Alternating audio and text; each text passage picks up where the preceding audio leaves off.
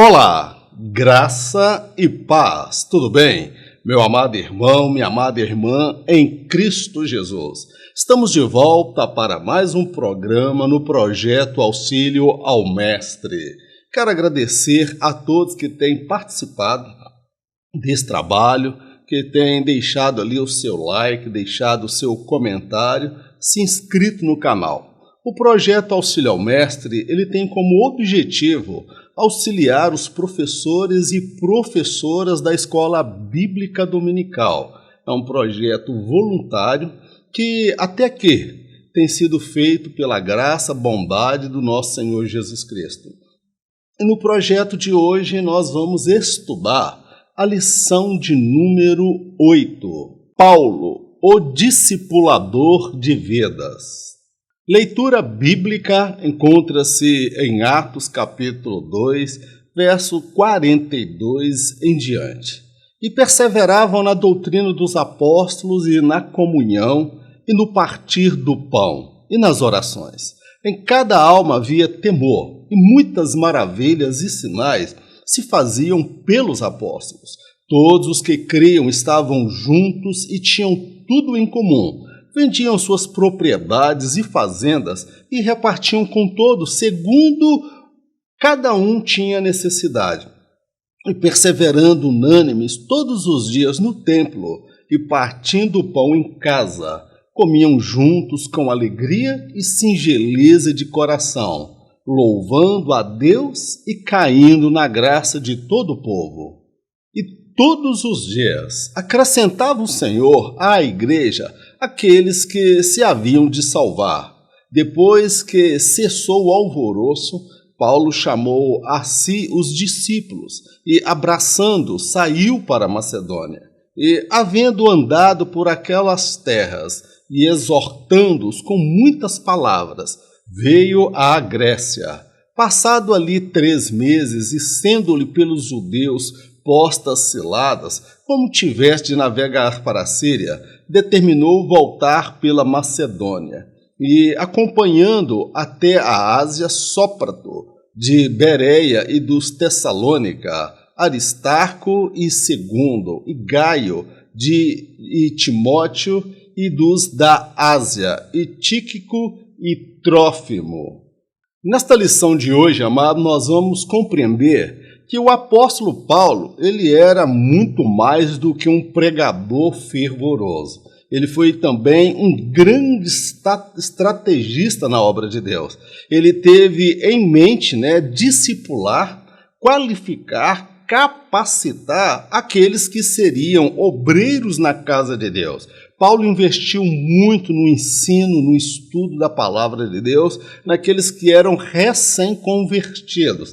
Paulo viu no discipulado uma ferramenta de transformação que pegaria aqueles recém-convertidos e os tornaria obreiros valorosos na obra de Deus. O recém-convertido, uma vez qualificado após o intenso trabalho realizado por Paulo, ele se revelava ali alguém apto para estar à frente da igreja, para liderar a igreja. E quando esta igreja local já estava fortalecida na fé, Paulo deixava ali um obreiro da sua confiança, treinado por ele, discipulado por ele, capacitado por ele. E assim Paulo podia seguir adiante, iniciar tudo novamente em outro lugar. Nesta lição nós vamos falar da sabedoria de Paulo em capacitar, em discipular aqueles que se achegavam a Cristo. Paulo e o discipulado bíblico. Nós vamos ver que a ordem de Jesus não foi somente ganhar almas, mas era formar discípulos, ensinando-os a guardar tudo que vos tenho ensinado. Então, ganhar uma alma se faz através da pregação. Transformar esta vida se dá através do discipulado bíblico, com fundamento, base bíblica. E foi isso que Paulo fez, ele investiu na educação cristã. O discipulado bíblico. A pregação apresenta Cristo ao pecador e o ensino o torna um imitador de Cristo.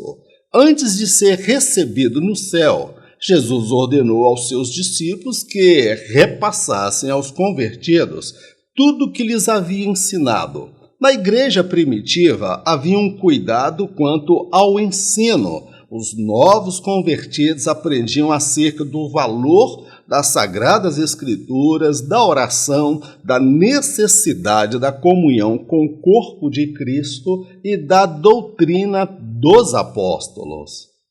A bem da verdade, amados, Paulo, ele não foi o que iniciou o discipulado na era cristã. Isso começou através dos apóstolos, tá bom? Porque, como nós já dissemos, a pregação apresenta Cristo ao pecador e o ensino leva este pecador arrependido a ser um imitador de Cristo.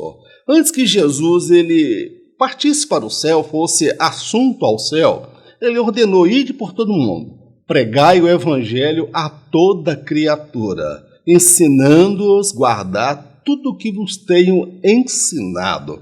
Então, para fazer discípulo, faz-se necessário fazer o quê? Um discipulado. O que é o discipulado? É um estudo sistemático, organizado, com tópicos, com ensinamentos que vão falar acerca dos princípios da fé cristã. Tá bom, meu querido? Na igreja primitiva, que nós vemos lá em Atos dos Apóstolos, havia comunhão entre os irmãos, no partir do pão, na ceia do Senhor. Os novos convertidos, eles eram ensinados a valorizar o valor das Sagradas Escrituras, da Palavra de Deus, o valor da oração, o valor da necessidade da comunhão com o corpo de Cristo e o devido valor à doutrina dos apóstolos. E o que era a doutrina dos apóstolos? A doutrina dos apóstolos foram todos os ensinamentos que Jesus passou para eles. Então, o discipulado, ele sempre esteve presente na fé cristã. E Paulo, ele abraçou esta doutrina, vamos dizer, esta ferramenta que é a capacitação, que é a transformação do homem através da palavra de Deus. A pregação apresenta Cristo e o ensino leva a pessoa a agir e pensar como Cristo Jesus. Paulo, o discipulador. Os ensinos de Paulo tinham duplo caráter, isto é, envolvia a teoria, que é a doutrina, e a prática. Os convertidos eram ensinados acerca de tudo o que dizia respeito a Cristo, sua vida, sua morte e o que ele havia ensinado. Paulo fazia conexão entre este saber e a prática. Seus ouvintes eram desafiados a colocar em prática tudo o que haviam aprendido. Quando nós falamos aqui de Paulo, o discipulador, como nós já dissemos, não foi ele que iniciou o discipulado, ele pegou uma ideia já do Senhor Jesus, tá bom? Ele veio depois dos apóstolos. Mas nós vamos observar que os estudos de Paulo, o discipulado de Paulo, os seus ensinamentos, ele tinha um duplo caráter, que envolvia a teoria e a prática. Paulo recebeu muitas revelações direto do Senhor Jesus. Revelações acerca do arrebatamento da igreja, acerca da santidade, da pureza, vamos dizer, da pessoa de Cristo. Então, Paulo, meu amado, ele ensinava a doutrina, que é a teoria, mas ele envolvia a questão da prática. Porque Jesus disse, olha, não sejais somente ouvintes da palavra, mas praticantes desta.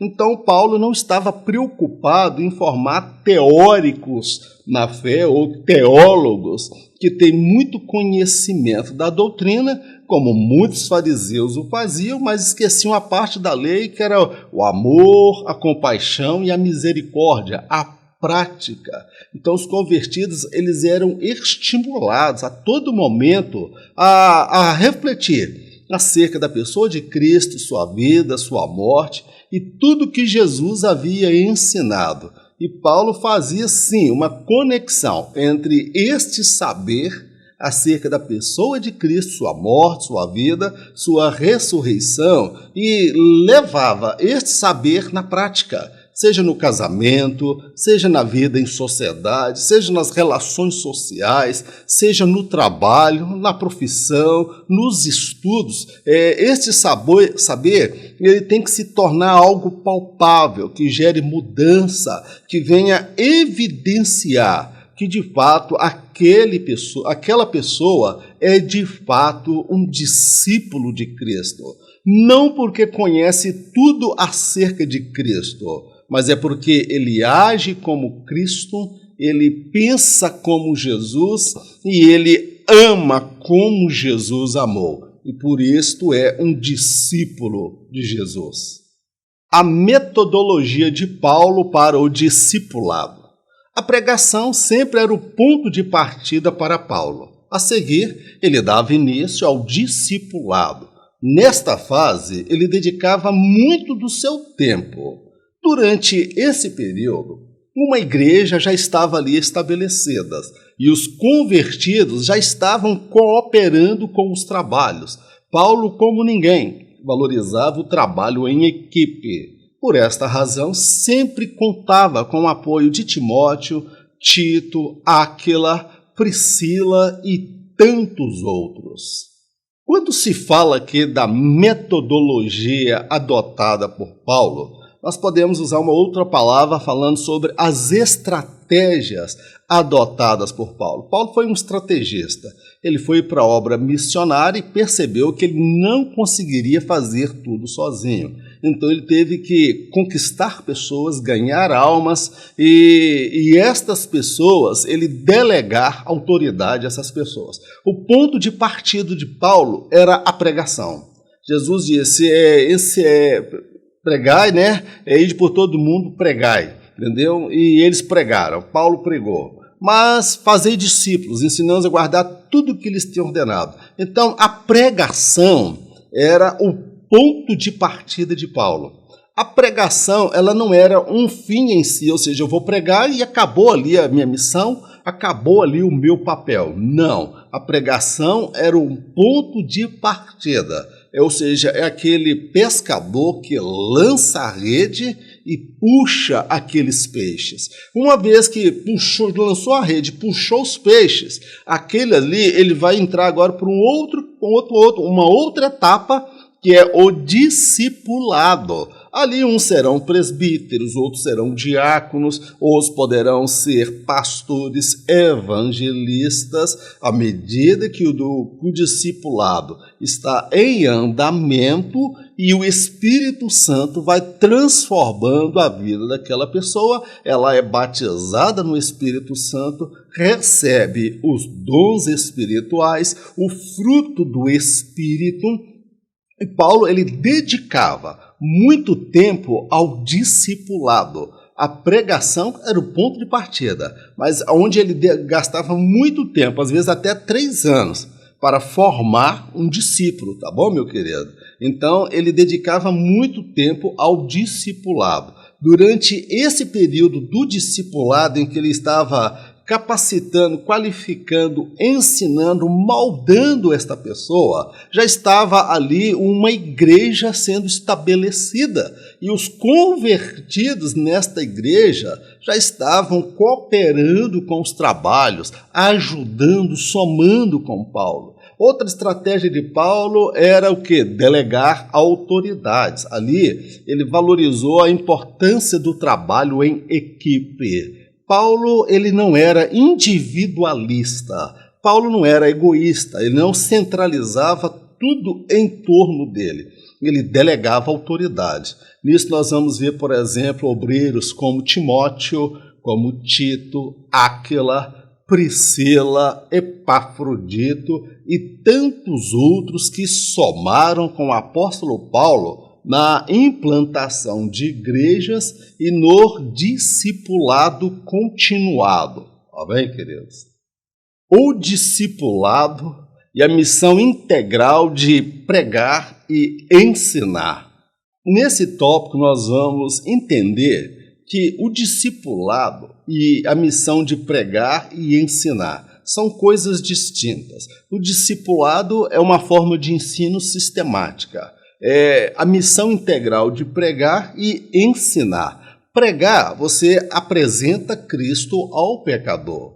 Ensinar é levá-lo a agir como Cristo, pensar como Cristo, sentir como Cristo sentiu. É um degrau a mais. É o que nós vamos compreender dentro deste tópico. A pregação, o ponto de partida. É através da pregação que o Espírito convencerá o homem acerca do pecado, da justiça e do juízo. Para que isto ocorra, é necessário que o Evangelho seja pregado com unção e autoridade. Pregar é lançar as redes. Há dias em que a pesca será abundante e há outros em que esta será escassa. Mas o importante é nunca deixar de pescar. A igreja não deve estar restrita ao templo, isto é, ela precisa pregar ao mundo as boas novas da salvação e o juízo que há de vir. Como já foi dito anteriormente, a pregação é o ponto de partida. A pregação ela tem por objetivo levar o homem a pensar. A mensagem, quando pregada num poder, não são na autoridade do Espírito, o pecador ele vai ter o coração quebrantado, porque é a palavra pregada, por isso que a Bíblia fala, e como crerão se não há quem pregue? Ou seja, tem que ter quem prega. E quando a mensagem é pregada com autoridade, irmãos, com unção do Espírito Santo, o Espírito Santo vai lá no coração do pecador, o convence do pecado, da justiça e do juízo, tá bom? Então, pregar é lançar as redes, como nós já falamos anteriormente. Agora, nós precisamos compreender que a pescaria, ela vai ter dias de altos e baixos. Haverá dias como Pedro, que ele lançou a rede no dia do Pentecostes, 3.000 almas. Em outra ocasião, lá na porta do templo, no templo ele cura um paralítico, 5.000 almas se converte. Mas em outras ocasiões, a pesca não foi tão grandiosa assim. Então haverá tempos de grande pescaria e haverá tempo de escassez, mas o importante é nunca deixar de pescar. Eu fico muito preocupado quando a igreja está voltada somente para o templo, somente para as atividades, os louvores, os ensaios, os estudos, a pregação, tudo voltado somente para dentro da igreja, a igreja dentro do seu ostracismo. A igreja, quando eu falo a igreja, sou eu, tá, meu amado?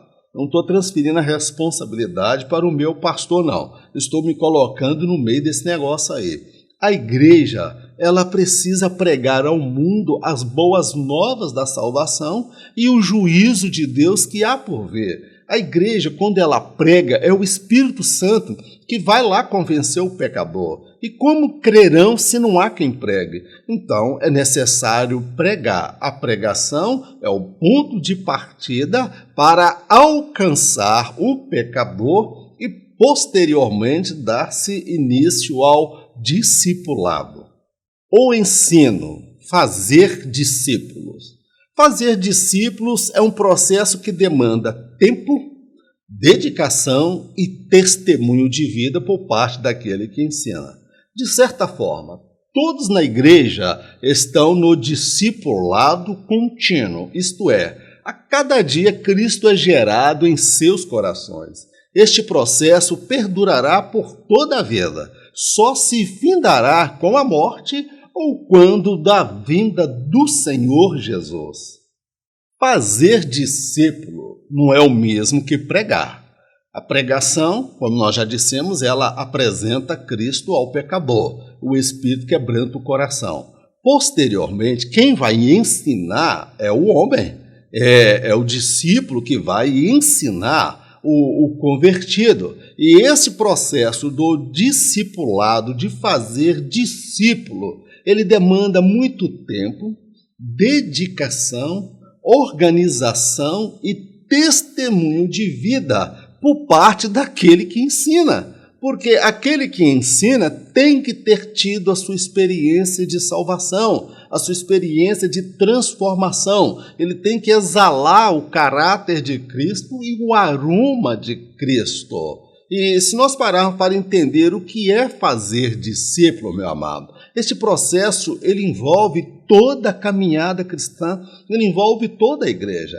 Não é só o recém-convertido que chega, que ele precisa do discipulado. Antes que o Jesus volte ou que eu seja recolhido, eu vou estar no discipulado contínuo, que é isso que eu estou sempre aprendendo. A cada dia, Jesus ele é gerado no meu coração. A cada dia eu aprendo a amar mais a Cristo, me parecer mais com Cristo e menos com o homem decaído, descendente de Adão. Então, este processo, meu amado, de discipulado, ele vai perdurar por toda a vida, tá bom, meu querido? Conheçamos e prossigamos em conhecer o Senhor nosso Deus.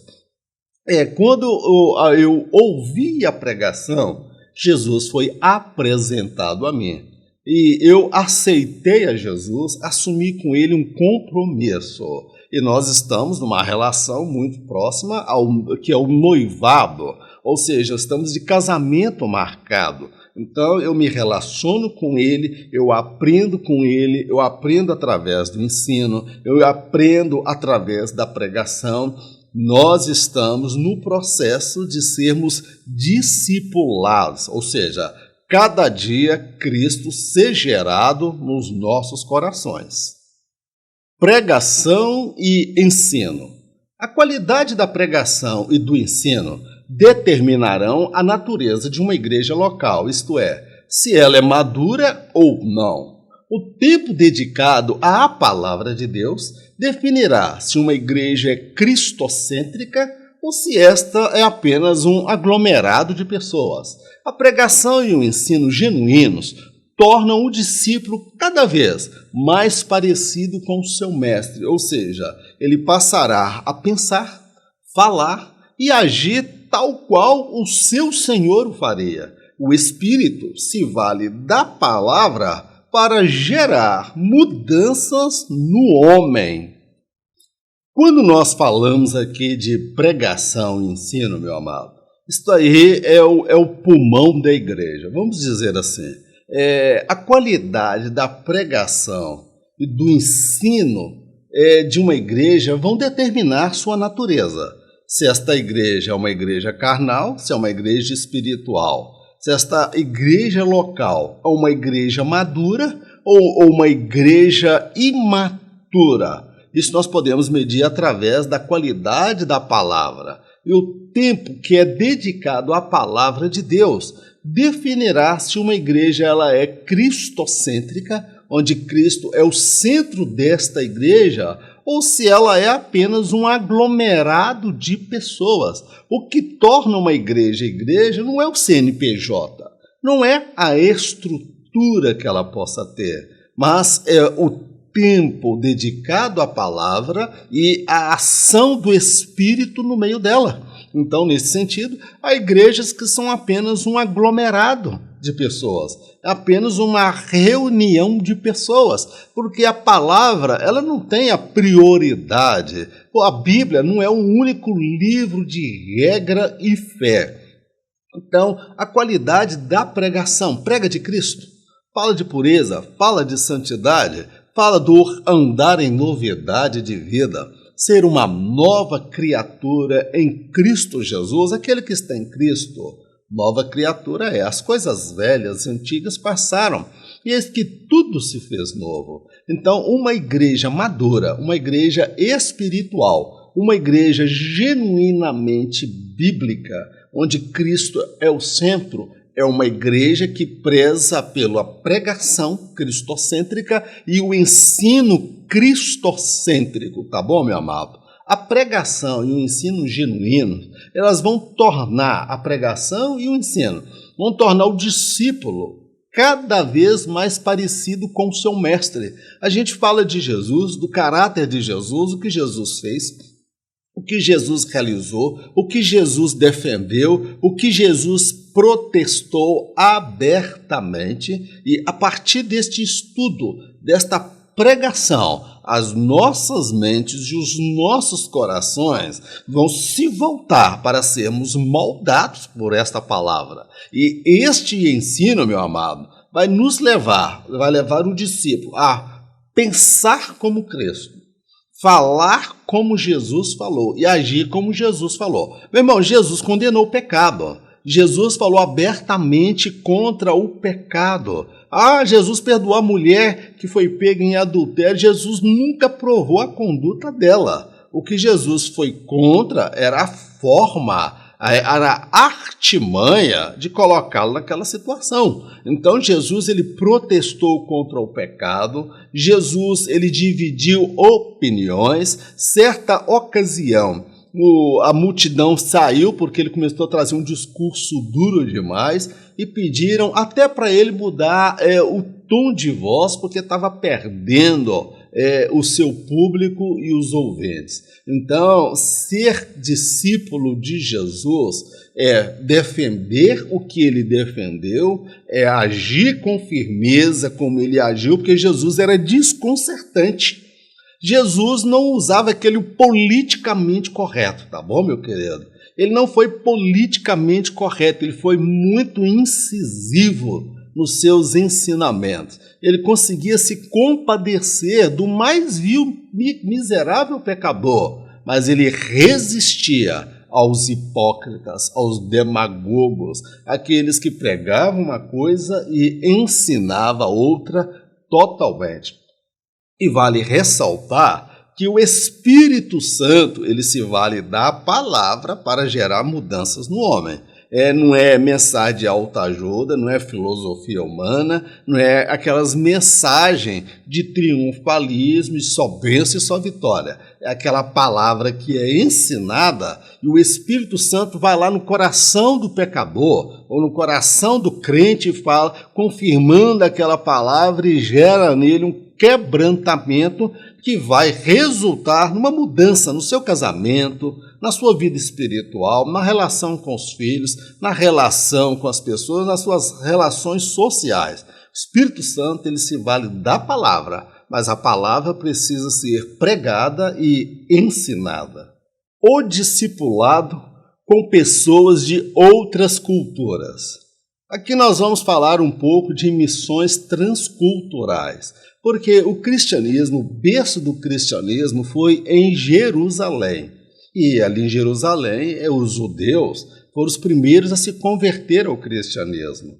Quando os gentios começaram a se converter, começou a surgir o quê? Conflitos na igreja, porque eles queriam impor sobre os convertidos a lei de Moisés. Então nós vamos compreender como se dá o fazer discípulos com pessoas de culturas diferentes daquela do judaísmo ou até mesmo da nossa cultura que nós temos aqui no Brasil. A pregação para os seus irmãos. Os primeiros cristãos eram judeus. Quando os gentios começaram a se converter, instaurou-se um dilema na igreja.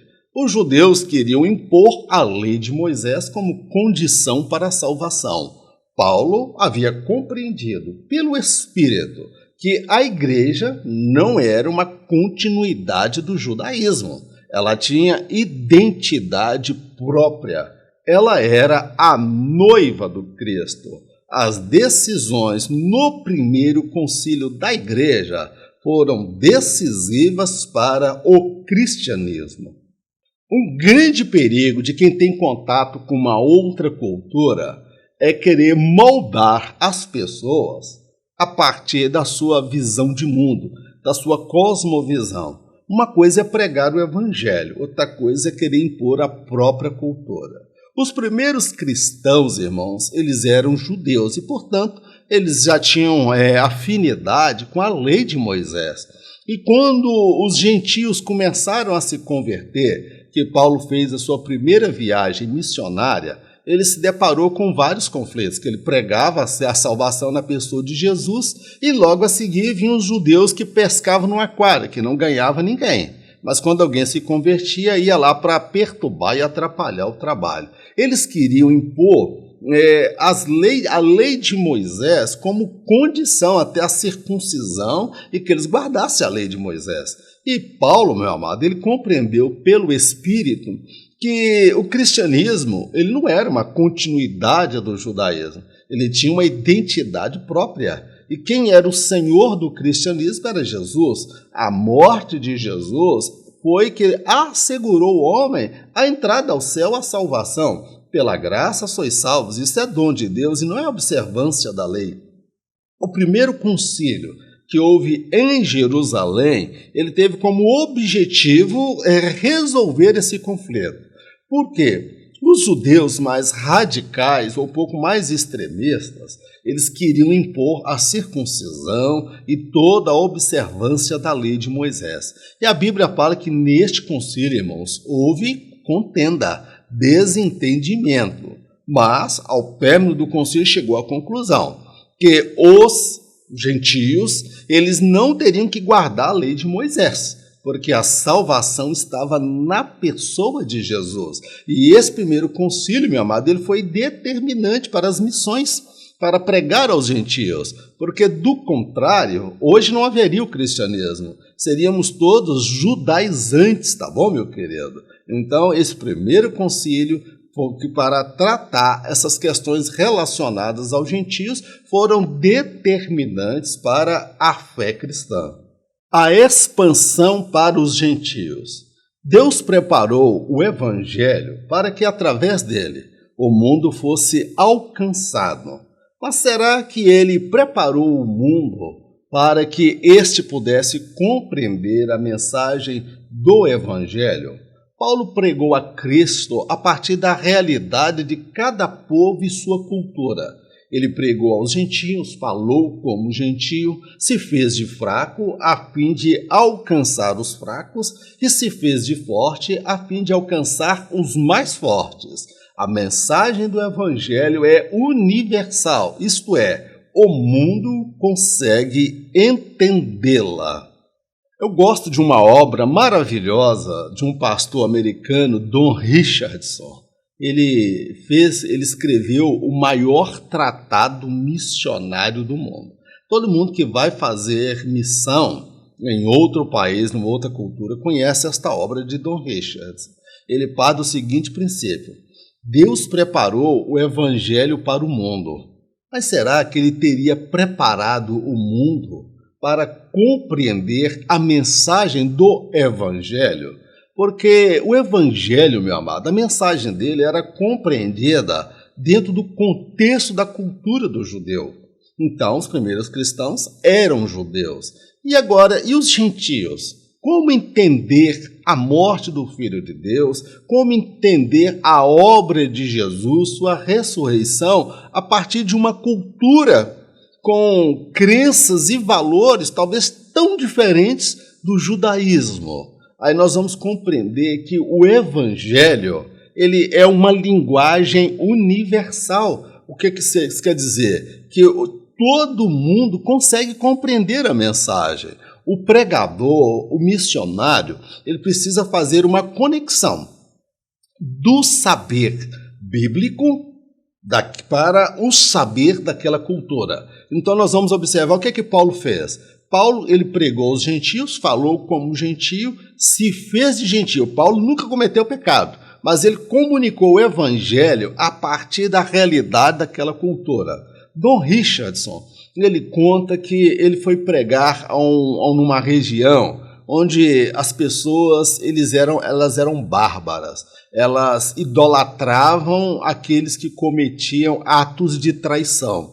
Quando ele foi falar que Jesus foi traído por Judas, irmãos, o Judas passou a ser herói e Jesus passou a ser o inocente que foi enganado por um discípulo seu. E Don Richard ficou numa situação muito difícil, que será que eles também não fariam o mesmo com ele? Que eles estavam ludibriando, ganhando dele a confiança para depois matar ele, sua esposa e seus filhos. Ele ficou nesse dilema. Ele propôs sair, ele disse que não ficaria lá mais. Ele orou a Deus e pediu a Deus para dar um sinal. E Deus deu o sinal.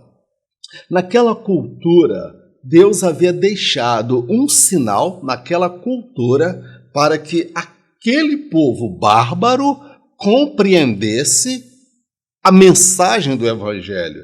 E quando Dom Richardson ele consegue compreender que Deus havia deixado naquela cultura traços para a compreensão do Evangelho, a conexão, meu amado, ele ganhou todo aquele povo, aquelas tribos rivais, eles eram até canibais, comiam os inimigos com requintes de crueldade. Então, a mensagem do Evangelho é uma mensagem universal. Agora, quem prega, ele precisa compreender a cultura, compreender que Deus deixou naquela cultura elementos e fragmentos para que eles possam compreender a mensagem do Evangelho de Jesus Cristo. O discipulado numa cultura diferente.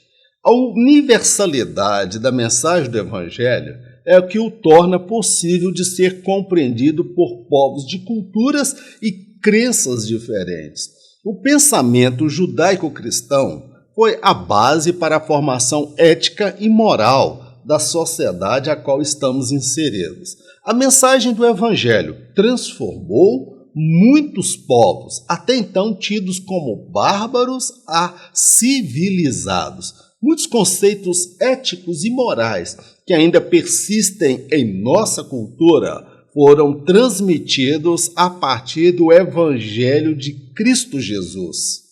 Quando se fala de fazer discípulo numa cultura diferente, algumas questões, meu amado, cada povo tem lá os seus credos, seus valores, os seus princípios morais e éticos, tá bom? Então, o pregador, o missionário, ele vai se deparar com a seguinte realidade, que a mensagem do Evangelho ela é universal. Ou seja, todos os povos e culturas conseguem compreender desde que esta pessoa consiga fazer a conexão, ele consiga compreender aquela cultura. Por isso que ganhar almas, fazer missões, o missionário não chega lá e no ano seguinte ou daí a 5 anos está com uma igreja de 10 mil pessoas, não, meu amado. Existe todo um processo de aprendizado daquela cultura. Por exemplo, na cultura dos esquimós, é cultura do esquimó induzir os mais velhos ao suicídio.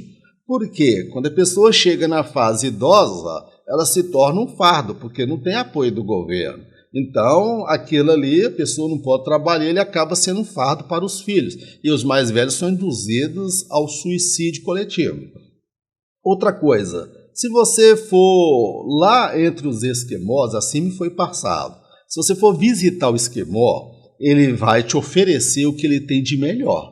É a mulher dele. Você tem que se deitar com ela e tem que dar a ela uma noite de prazer. Se você não fizer isso, você está ofendendo ele. E o problema é, e quando ele for lá na sua casa? Aí que está o problema, você tem que oferecer a irmã. Então, olha que situação.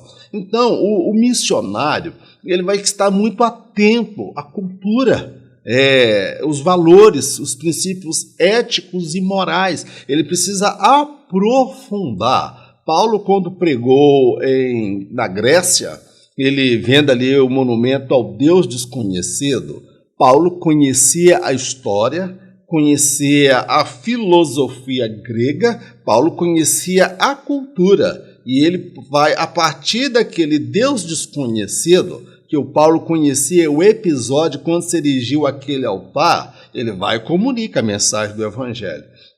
Nós percebemos que nós vivemos o pensamento judaico-cristão, ele moldou o pensamento europeu do mundo que nós temos, o mundo ocidental. América, então nós temos as nossas constituições, o direito e várias outras áreas da filosofia do saber, eles beberam na água do pensamento judaico-cristão. Então ele veio ditar as questões em relação à ética, em questão à moral, e por isso nós vemos aí uma agenda progressista que tenta de todas as formas acabar com o pensamento judaico-cristão. Então nós precisamos compreender que a mensagem do Evangelho transformou povos, até então tidos como bárbaros, tidos como desumanos, como tornou esses povos mais civilizados, meus amados. Muitos conceitos éticos e morais que nós temos ainda na nossa cultura nos foram repassados através do pensamento judaico-cristão, tá bom, meu amado? Foram transmitidos através do Evangelho de Jesus Cristo. Amém, meu amados? Glórias a Deus. Meu irmão, encerramos aqui a nossa lição, a ministração. Em pouco tempo é difícil passar tanta informação, mas eu oro para que o Espírito Santo ele lhe conceda entendimento, revelação acerca de tudo que nós discutimos aqui. Que você possa comunicar e transmitir este ensino a muitas outras pessoas. Eu quero te fazer um convite muito especial. Esse projeto Auxílio ao Mestre é um projeto voluntário. Eu não tenho aqui a ajuda de nenhuma instituição, nem tampouco da igreja que eu sirvo aqui na minha cidade, de Governador Valadares, Minas Gerais. É um projeto voluntário e eu dependo de ajuda, de recursos para continuar fazendo. Nós produzimos esse material, compartilhamos aí no YouTube, sempre aos domingos. Aos sábados nós estamos fazendo live, repassando a lição. Próximo sábado eu estarei discutindo esta lição com você. E estou fazendo live também no domingo, tudo para auxiliar. E eu quero te fazer um convite, que você seja um dos patrocinadores desse projeto. Como você pode me ajudar? Esse slide que você acompanhou aí, eu produzo esse material em PDF. Eu gostaria que você pegasse o número do meu telefone, do meu WhatsApp que está no rodapé, me mande uma mensagem. Fiz um grupo intitulado Os 300. Eu não tenho 300 pessoas ali. E consegui quase 100, ou pouco mais de 100.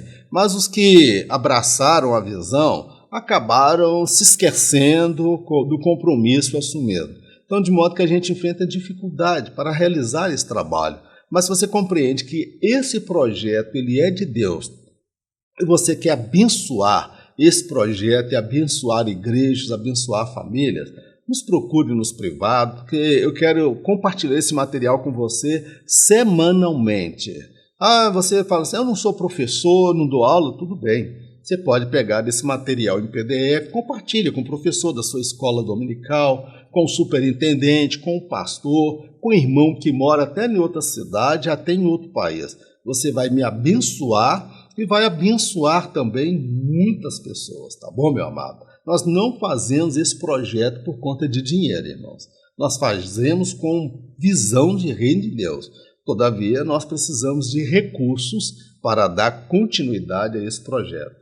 Vamos orar? Eterno Deus, nós te agradecemos por mais esta oportunidade de aprendermos juntos a tua palavra. A ti, meu Deus, toda a honra, toda a glória e todo o louvor. Ensina-nos, ó Pai, a sermos discípulos do Senhor, discípulos verdadeiros, autênticos e sinceros. Ensina-nos, ó Pai, a fazer discípulos através do nosso modo de viver, porque nós amamos ao Senhor e servimos ao Senhor. Perdoa os nossos pecados, fortaleça-nos e prepara-nos para o tão glorioso dia em que subirá por sobre as nuvens.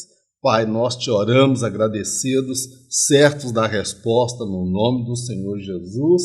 Amém.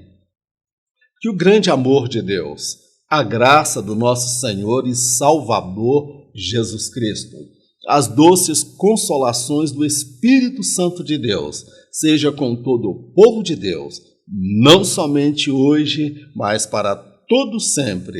Em nome de Jesus. Amém. Deus te abençoe, fique na paz e até a próxima oportunidade. Mas esqueci de te falar, em caso de arrebatamento, eu não estarei aqui para ministrar a próxima lição. É isto mesmo. Em caso de arrebatamento, não fica triste não. Nem eu estarei aqui e nem você estará aí. Em caso de arrebatamento, eu encontro com você por sobre as nuvens. E sabe quem é que vai estar lá no alto, lá no pouco esperando por nós Ele mesmo, o amado das nossas almas. Um forte abraço, fique na paz, Deus te abençoe, em nome de Jesus.